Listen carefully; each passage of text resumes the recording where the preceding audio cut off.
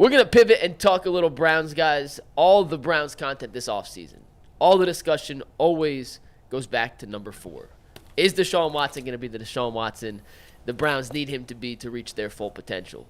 Speaking of potential, that's today's question. When he was in Houston his final 2 years, you could not make a top 5 quarterback list in the NFL without Deshaun Watson's name being firmly planted within that top 5. You could argue order, but he was unquestionably a top 5 quarterback in 2019 and 2020 in the NFL. Fast forward everything that's happened. Do you still believe Deshaun Watson has that top 5 quarterback potential in football inside him? Does he still have the ceiling of a top 5 quarterback in today's NFL? The floor is yours. I would go back and dispute something that you said there. Like you said it was not disputable that he was a top 5 quarterback in 18 and 19. 19 and 20. 19 and 20. I don't know that that's true. Just because, remember, Brady was still playing. Correct? Aaron Rodgers was still playing at a high level. I had Brady, Rodgers, Mahomes. Drew Brees was still playing. Patrick Mahomes. I had Brady, Rodgers, Mahomes, Watson, Jackson at that time. See, now for me, I think which of those is not like the other? Well, actually, there's 2 that's not like the other. Because at that point, Jackson had no playoff success. Like, Deshaun's regular season success, in terms of, I know the numbers were there, but in his best statistical season, they were 4-12. And I don't know, I just have a hard time putting a 4-12 quarterback firmly entrenched in the top 5. Now, in my mind, if he wasn't in the top 5, he was 6 or 7. He was definitely in the top 10. But I don't know that I can say that he was firmly in there, but because the one piece that was missing was team success. To me, it's a team game at the end of the day. It's like a baseball player that hits 450 and his team doesn't win the division. Mm-hmm. Okay, nice year, but you didn't carry your team to a division title. And that's the most important position in sports. So I think you've got to have some team success. As to the original question, because I didn't have him firmly entrenched in the top 5, and because there are some ridiculously talented quarterbacks in the NFL right now, I don't think we're going to see Deshaun Watson in the top 5 through the end of his career. My hope is we see him in the top 10. We can win and we can get to our team goals if he can get to a top 10 quarterback. Am I alone here? Do you guys see him being a top 5 guy? I still see Deshaun Watson being a top 5 guy, and I think 4 going to be number 4. I think 4 going to be number 4. Listen, the reason why I still believe is there 3 different things. 1, youth. Deshaun Watson is still a very young quarterback in the NFL where the rules is predicated to protecting that position, right? He still has shown that he has the athleticism. He still shows that he has the ability to make big plays in big-time moments, right? Deshaun Watson is a winner, regardless of what the stats look like in a box score. More often than not, under center, when he's under center for the Cleveland Browns, the Browns are victorious. But I also believe that he is one of the best clutch quarterbacks in the NFL. Shout out to my guy, Mikey McNuggets, who went back and got this for me. So in games decided by 0 and 7 points, Deshaun Watson has a 19-19 record. Now the record, 500. 62 touchdowns to 30 interceptions. Deshaun has 9 fourth-quarter comebacks in his career, 11 game-winning drives. Of the quarterbacks that was drafted around the same time as him, Pat Mahomes has 14, Jared Goff 13, Wentz 12, Herbert and Mariota 11, then it's Watson at 9. His 11 career game-winning drives is tied for 19th in the NFL among active quarterbacks. I know, but so all I'm saying is much of that was 3 years ago or longer. I get it, but to me, Jay, he showed flashes last year of the athleticism, of the clutch gene, and you've seen the youth show up when arguably he was probably hurt for 3 weeks before we actually found out that he was hurt. Sure. I think Deshaun Watson has every intangible necessary to still be a top 5 quarterback. Who are you leaving out of the top 5 then? For this year? Well, if Deshaun ever gets back in, who am I leaving out this year? Out? Well, I guess the conversation. It starts with Mahomes. So who do we think the top 5 quarterbacks is right now? We probably would all disagree, but I think right now it's Mahomes, number 1, clearly. Mahomes? And then Burrow is number 2 to me. Now, I know he's coming off a year last year where he was injured, but Go back 2 and 3 years ago, he was an MVP caliber player. But him and Deshaun Watson got the same gripe. They both have been hurt. They both have not been available. But we've only seen a small sample size for Burrow in the NFL. It's all been great. When he's healthy, it's been great. His small sample size in the NFL when he's been healthy has been better than the small sample size that we've seen with Deshaun Watson under center for the Browns. But even for the Texans, he took the Bengals to a Super Bowl and 2 AFC title games. I gotta give him credit for the Super Bowl. I gotta give him credit for it. So in no particular order, we know Mahomes, bro. Is Jackson in there? He has to be. He's the MVP. So Lamar's in there. Yeah. So you got Mahomes. Is Josh Allen fallen out? No, Josh is still. I need to see that he's fallen out. What about Brock Purdy? Brock is in there. Everybody wants to dust on Brock Purdy. I can't hate on Brock. Brock get busy. I can't hate on Brock. He's a baller. Yeah. You know, I tell you a guy that the league is somewhat forgotten about, but when you hook him up with the quarterback guru that Jim Harbaugh is, don't sleep on Herbert. I think he's going to be comeback player of the year this year. Herbert can, slide back and forth in there. Dak Prescott is somewhere in the 10. Somewhere in the top 10. We have no idea what Aaron Rodgers is going to look like. I'm inclined to leave him out of the top 5. Right. I leave him out. But do that at your own peril. Right. So you got the top 5. I go on based on the Tua, Jalen Hurts. Tua and Hurts is guys. Now I would put Hurts above Tua, but What about Matthew Stafford? Stafford is somewhere about the 9 area, 9, 10, 10-ish, right? Goff. Jared Goff has got to be. You got C.J. Stroud. C.J. Stroud. I mean, that's what I'm saying. Position's loaded. We just named 10 guys that have had a lot more success over the last 3 years than number 4 has. So that's why I said it. I don't need him in the top 5. I don't think that's realistic. I don't. Get him in the top 10, and I think this team can go to a Super Bowl. Here's why I think top 5 is realistic, and it's more realistic based on just outside factors. First and foremost, Deshaun Watson running the old Browns offense is never going to be top 5 because he's not going to have that level of attempts. They're not going to run the ball. Right, but we have a new offense. They got a new coordinator who throws the ball. You saw how much Josh Allen threw the ball in bad weather? Get ready for the Deshaun Watson show. So that led to more interceptions for Josh Allen too. Yes. So he has one is the opportunity, right? So if you throw the ball a lot, you have the opportunity to do it. 2, how good is your team and team success? You talked about team success. Yeah. Anybody who puts up decent number and their team is winning games, especially games that matter in the toughest division, you're going to have an opportunity to show people what you can do. 3, strength of schedule. Anytime you start off the season with the Dallas Cowboys on national TV, if you want to jump out there and say, hey, I'm Deshaun Watson and I'm back against the Dallas Cowboys, that's the time to do it. That's the time to do it. But you could also have a slip-up game. You could be out of here, too. You could be definitely out of here. You could throw 2 picks and look terrible and be beat at home. 4, do you have the defense that can give you lopsided wins? Like when you talk about it, you got a defense that when you start beating people 35-7, 33-10. Now people starting to look at you like, oh wow, this team is they're blowing people out. And the pressure's off. You got to score 2 or 3 touchdowns, you're going to win the game. And guess what? The last thing is the primetime games. This is like the Heisman Trophy. When you want to be known as a MVP candidate, what did you do on Monday night? What did you do on a Sunday night? What did you do on Thursday night? Those exclusive when everyone's windows. Watching. He's got 4 in the last 6 weeks. Joe Flacco became the most talked about dude in the league, and he only played half the season. That's because when he had an opportunity in front of everybody, he put big numbers up. Deshaun Watson has the opportunity to do that.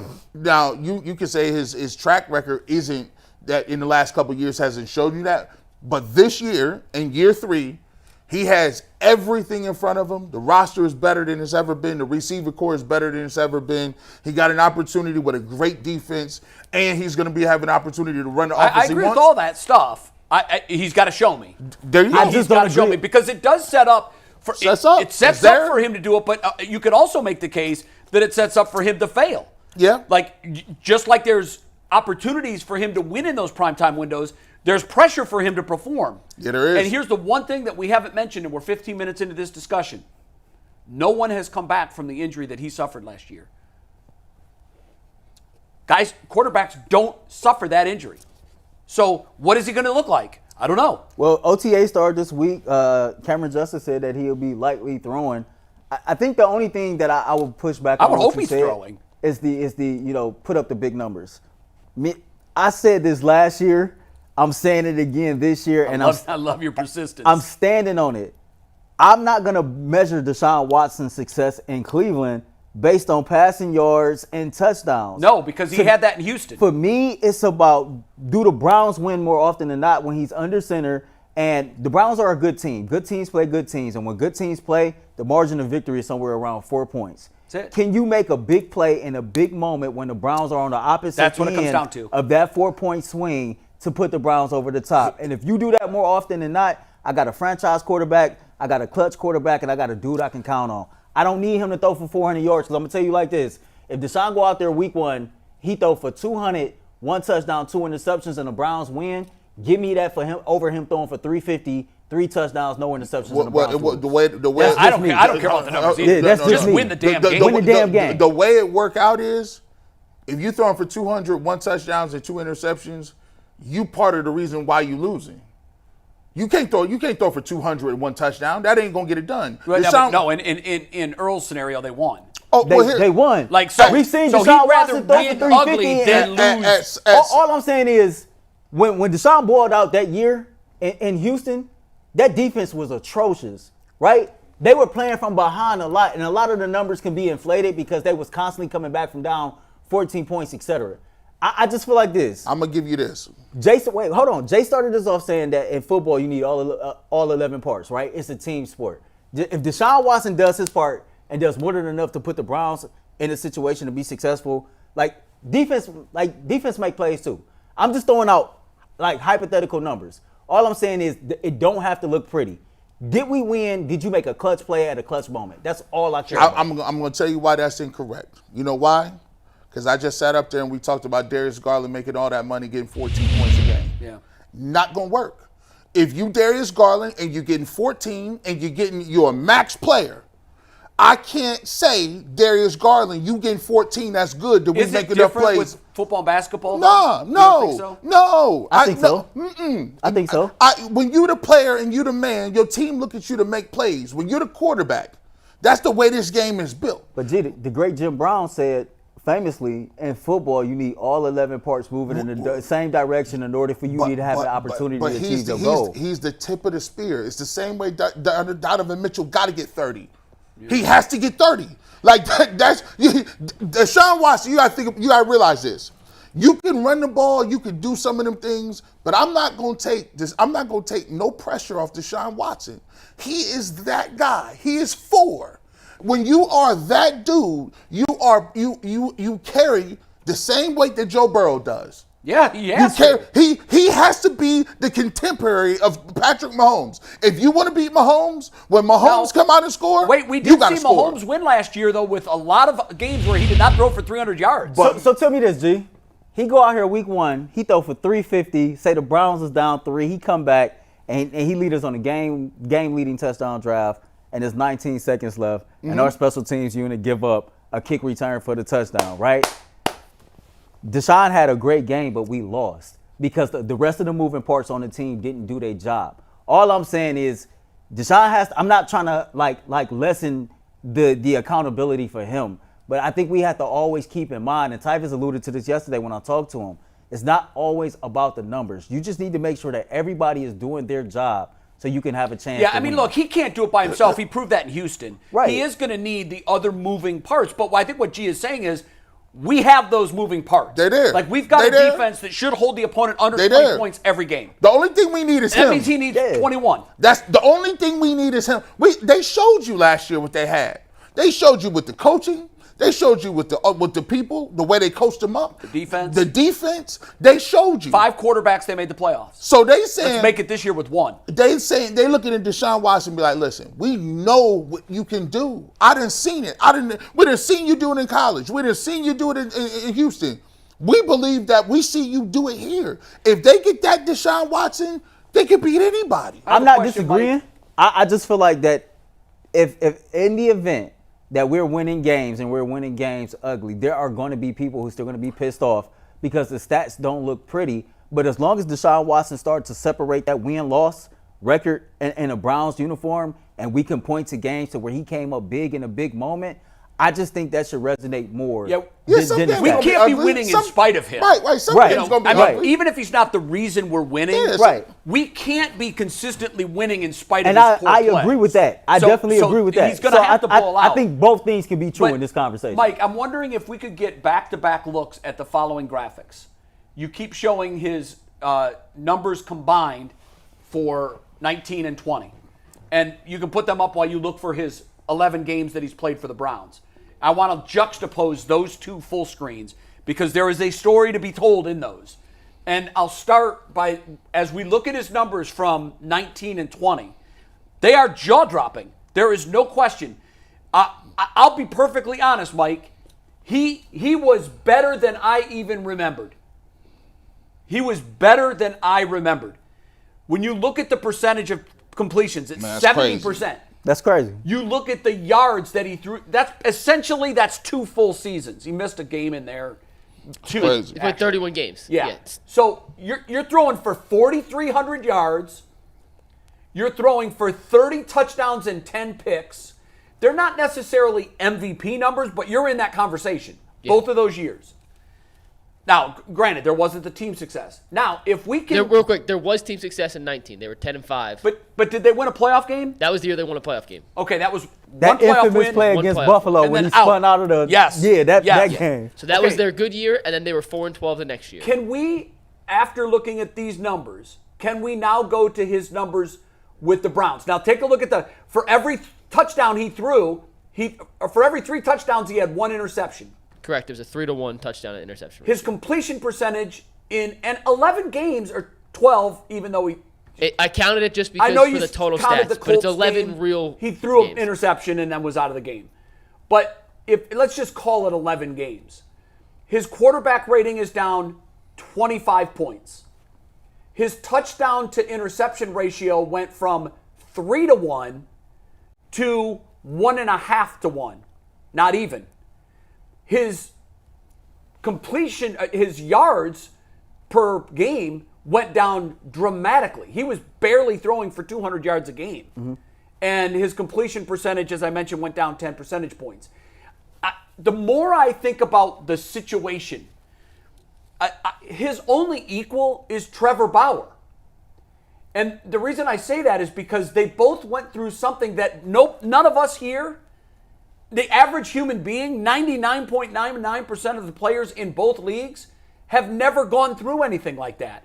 Like, what impact does it have on your psyche? And ultimately, let's face it, the biggest muscle in sports is here. Yeah. What impact does it have when the whole world thinks you're a pariah? And by the way, in both cases, neither were charged with crimes. Now, in Trevor Bauer's case, he has been blackballed. And I use that word very, very judiciously. Right. He is being blackballed. I'm sorry, that's it. Rob Manfred put out the bat cave sign, and everybody has been hands off. There are 10 teams in baseball right now that need Trevor Bauer, including the Cleveland Guardians. Yeah. And when I bring up his name to people that cover the team, they say, "Oh, he'll never play here. Yeah. He'll never. Oh, you can forget that." Yeah. Well, when you look at what these men have gone through, and by the way, 2 of his accusers are now in jail. In jail. So I still don't. that's interesting. I don't understand it, bro. Or at least have criminal charges filed against them. So where in Trevor Bauer's case, he wasn't charged. In Deshaun Watson's case, he wasn't charged.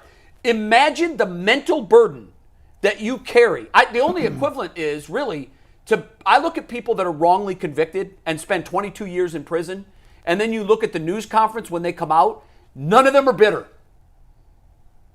They stand before the cameras and they're like, I'm just glad to have my freedom back. And I know somebody That's like it. that. I know somebody like that. I mean, then you probably understand even better than I do. I don't know anybody. I've just I seen countless interviews of people that have spent, I in was- some cases, 3/4 of their life incarcerated. I don't- and then they get released and they say, well, DNA evidence. Now, if that was me, I'll be. there would not be a happy bone in my body. And yet, Trevor Bauer is blackballed, begging Major League Baseball, making YouTube videos I'll play for league minimum. The guy was on one of the richest contracts we've ever seen. He was pitching at a Cy Young caliber. He's still in his prime, statistically. It's not like he's washed up. That's the narrative everyone wants to use now. Oh, he's washed up. He hasn't done it in years. We don't know what he would be. So I think the equivalent here is Deshaun Watson. And when you look at what Deshaun has been post that whole traumatic situation, we guys are not paying enough attention to the mental burden that man has carried onto the football field with him for the last 2 years. Hopefully he can shrug that off and move on. And if he can, we can see Houston Deshaun again. And I think that's what we got to understand, that in real life it really is a marathon. It's not just a sprint. And I think everything that you just talked about, I think that plays a role. Remember when we had Sean Porter on our show? And Sean Porter alluded to the fact that it would be hard mentally for Deshaun Watson to lock in because he had been away from the game for so long. Right. Now, the very first year, he made that decision on his own. Sure. He said he wasn't going to play for the Houston Texans. Even with the stuff that was swirling around, nobody said, Deshaun, you couldn't play. Right. He said, I'm not playing. Okay, boom, that was on you. You go forward, you get the suspension, and then you turn around the very next year and you get the injury.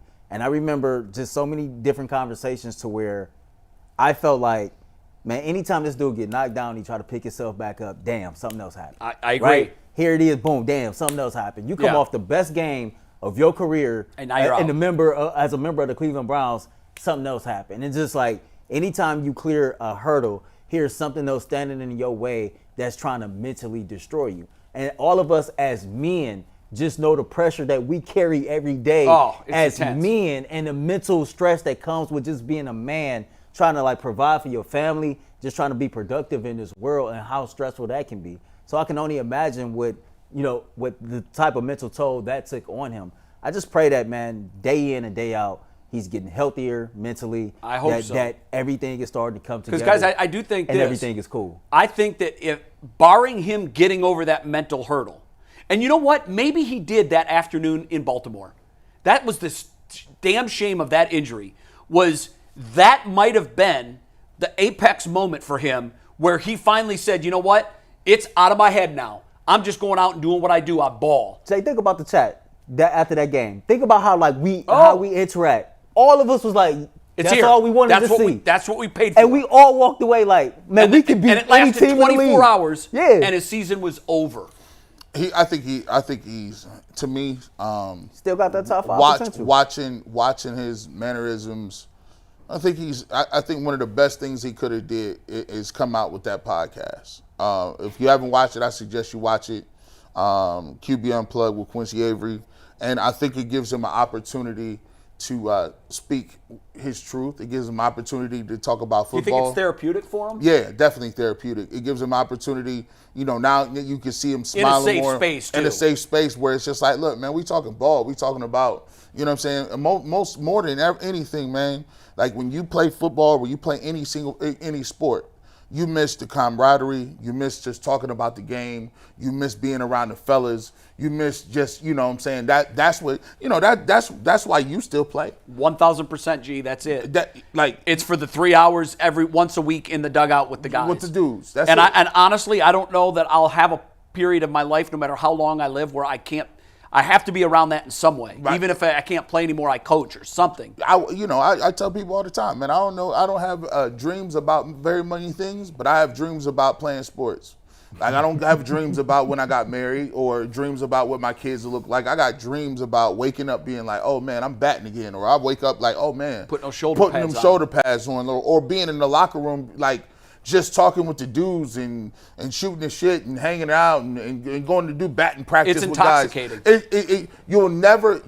People don't understand it. Like your wife, there's men when that's the point in time in your life you'll never get back. Joe Theismann told me once, and he's been 100% accurate.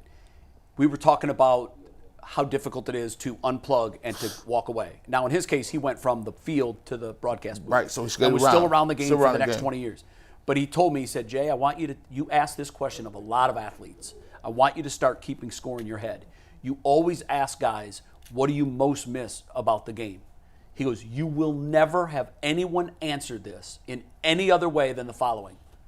Being around the guys. Yep. The fellas. Yep. The camaraderie. And he's right. He told me this in 2003. It's been 21 years. I've asked that question to 1,000 athletes.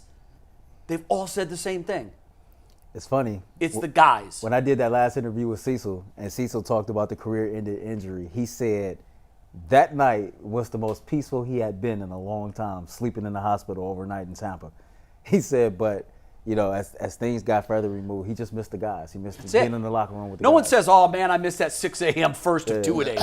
Oh, I missed that. And he did say Jameis Winston was hilarious. Oh, I bet he is. I still get sick to my stomach when you say 2 a days. Yeah, it's the winning. I mean, like those that won at a high level, like Tom Brady, he might answer it like holding that trophy because he did it 100 times. But for most guys, I can't even remember since Joe Theismann told me that anyone ever answering that any differently for me than being around the guys. It makes me want to go home and watch Friday Night Lights. Remember when Preacher Boy was in the locker room going off like, we went through 2 a days. Yeah. They went through 2 a days. And that's why McNuggets goes to so many damn weddings. McNuggets was like Mike Winchell, the quarterback for the Panthers. There's nothing like it. When you get back with the fellas for any kind of reunion setting, you're telling war stories that get bigger back. And probably further from the truth as time goes on. But that's what you live for. And it is intoxicating. And I'll just put a bow on it like this. I think it's easy for him to get in the top 10. If he plays like he did in Baltimore, he has a chance to get back in the top 5. But I think realistically he can be in the top 10. And my sincere hope for this man and this fan base is that he is done with that part of his life mentally. And now he can just go out and spend the next 5 to 10 years playing football, not worrying about charges that were never filed, women that all came together for a common cause and all walked away with paychecks while he struggled mentally with a game that came so easy to him. I hope for him that it comes back, and that only means good things for the family. UCSS fans, man, throw the foes in the chat if you ride with foe this year, man. All right, let's go. put 'em Let's up. get it. There you go.